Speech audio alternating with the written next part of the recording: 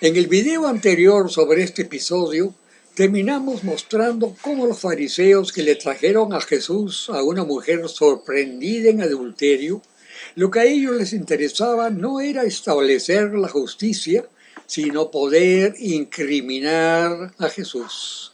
¿Cuál era la trampa? Si Jesús decía suéltenla, hablaba contra la ley y podía ser acusado de oponerse no solo a Moisés, sino peor, a aquel que había dictado la ley a Moisés y era por tanto, pasible de muerte. Si decía mátenla, podía ser acusado de insubordinación, pues en principio solo el Sanedrín podía condenar a muerte a un judío y solo el gobernador romano tenía el poder de ordenar la ejecución. Si Jesús estaba pues en una verdadera encrucijada. ¿Cómo saldrá ahora de esto? Deben haberse dicho los escribas y fariseos frotándose las manos mientras Jesús escribía en el suelo. Jesús posiblemente pensaba lo mismo, buscando cómo responder, o quizá estaba tratando de contener su indignación, o quizá simplemente oraba al Padre por la mujer.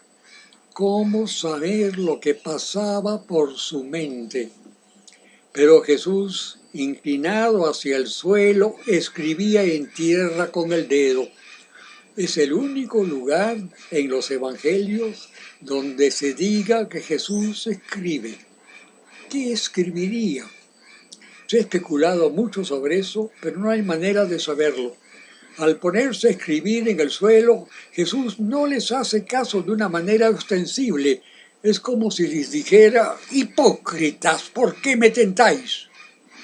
Y como insistieran en preguntarle, se enderezó y les dijo: el que de vosotros esté sin pecado, sea el primero en arrojar la piedra contra ella. Jesús no la deja ir. No abroga la ley que establece la pena de muerte, como a veces se sostiene. Al contrario, la confirma con una pequeña calificación: el que esté sin pecado, tire la primera piedra. ¿Se entiende?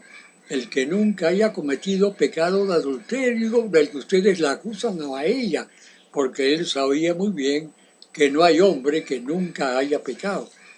Al decir eso, él se estaba refiriendo a la legislación que ordenaba que cuando se condenaba a alguno a muerte, uno de los testigos debía empezar el apedreamiento. Era a la vez privilegio y obligación de los testigos para ver si no les temblaba la mano al hacerlo. Tirando la primera piedra, el testigo probaba que su testimonio condenatorio era verdadero. Jesús pues entrega a la mujer enteramente en manos de sus acusadores.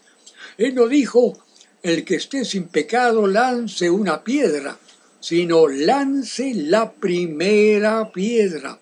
Bastaba que hubiera habido uno solo de ellos que nunca hubiera cometido el mismo pecado para que todos los demás, inocentes o no, se hubieran sumado a la lapidación.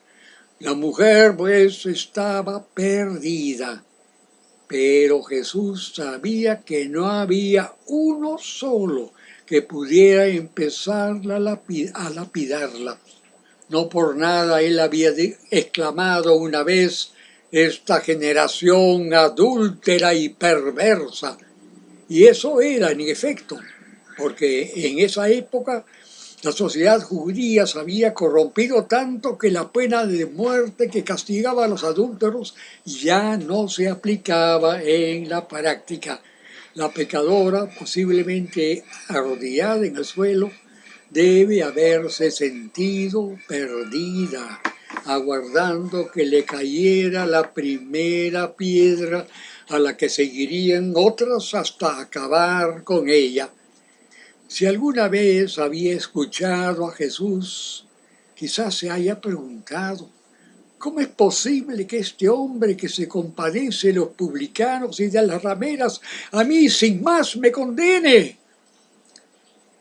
Inclinándose de nuevo hacia el suelo, Jesús siguió escribiendo en tierra. Pero ellos, al oír esto, acusados por su conciencia, salían uno a uno, comenzando por los más viejos. Jesús les voltea el pastel. De acusadores pasaron a ser acusados, no por Jesús, sino por su propia conciencia, y uno a uno, reconociéndose culpables, se retiraron avergonzados. Él no tuvo necesidad de explicarles ni reprocharles nada. Su propia conciencia los condenó. Y quedó solo Jesús y la mujer que estaba en medio. El pecador y Dios están siempre solos, uno frente al otro. Los testigos sobran. Enderezándose Jesús y no viendo sino a la mujer, le dijo: Mujer, ¿dónde están los que te acusaban? ¿Ninguno te condenó?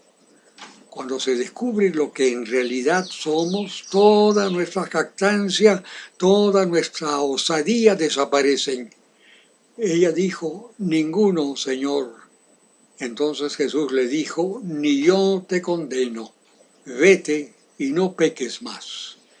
Las palabras de Jesús reflejan una realidad objetiva. Si no hay testigos que acusen, el acusado está libre. Es obvio. De otro lado, significan también que Jesús perdonó sus pecados, pero para ello él tiene que haber sabido que la mujer se había arrepentido, pues sin arrepentimiento no hay perdón.